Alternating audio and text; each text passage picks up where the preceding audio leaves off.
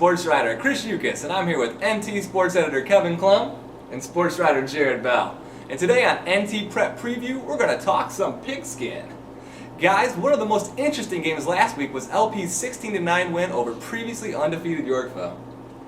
Yeah, I didn't really see that one coming for the Cavs with Yorkville being undefeated, but that's a great win for them. They really needed it because they had just gotten destroyed the first 3 weeks of the season, and they're probably a little bit down. But this really is a good pick-me-up, and maybe they can win a couple more games from here on out. I don't think any of us saw that when we all picked Yorkville in our picks.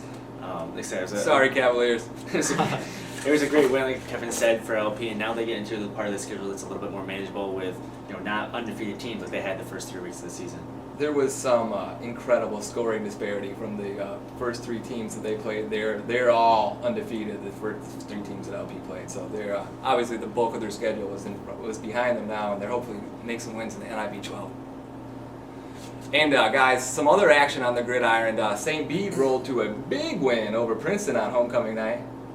Yeah, it was a pretty good bounce-back win for the Bruins after a heartbreaking loss the week before to Kewanee. They scored the first 40 points and put the running clock on Princeton. This was a great win for them. We also had Marquette remaining unbeaten in their conference and 4-0 in the season with a beatdown of Chicago Hope up in Chicago. You also had Fieldcrest kind of keeping their winning streak going, improving it to 3 straight wins with a 26-22 win over El Paso Grizzlies. So great win for everybody, for all those guys. Guys, another undefeated team in the area, the 4-0 River Valley Falcons, you heard it here first, are going to be taking on fellow unbeaten Stark County, and what looks to be one of the biggest games this week on the schedule. Well, yeah, I just wanted to point out that I was, in fact, right, that River Valley has had a great season. 1 win from the playoffs now, that's it. And yes, we have an interesting matchup this week, undefeated versus undefeated, but also you have father versus son. River Valley coach Galen Nord, his son is the head coach at Stark County. His other son is the assistant coach at Stark County. So it's going to be a real big family affair on Friday. A blood feud. You got that right. It should be the biggest test yet for the Falcons. I'm not sure if they're going to be able to handle Stark County, and Stark County is really loaded this year. But it'll be a nice test to see exactly how good River Valley is. And some other action around the area this week. LP's going to be heading to Sterling. St. Bede's going to head to Riverdale. And Marquette's going to host Hiawatha, while EP will travel to BV and Morrison will head to Amboy Lamoille. Some other games we got, Mendota is going to Richmond Burton. Sycamore is coming to Ottawa. Princeton heads to Kewanee. Fieldcrest is playing rival Flanagan, Cornell Woodland. So a good slate of games this week. And if you're not into football, there's always more action on the weekends. This weekend, it's going to be the LP Tennis Invite coming up. There'll be a lot of area teams here competing for the LP Tennis Invite crowns.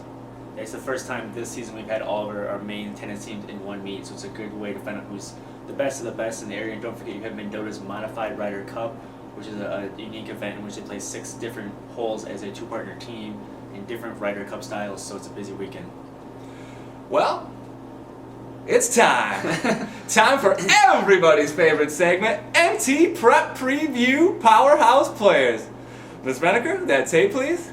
Powerhouse players of the week. Powerhouse Players of the Week. Powerhouse Players of the Week.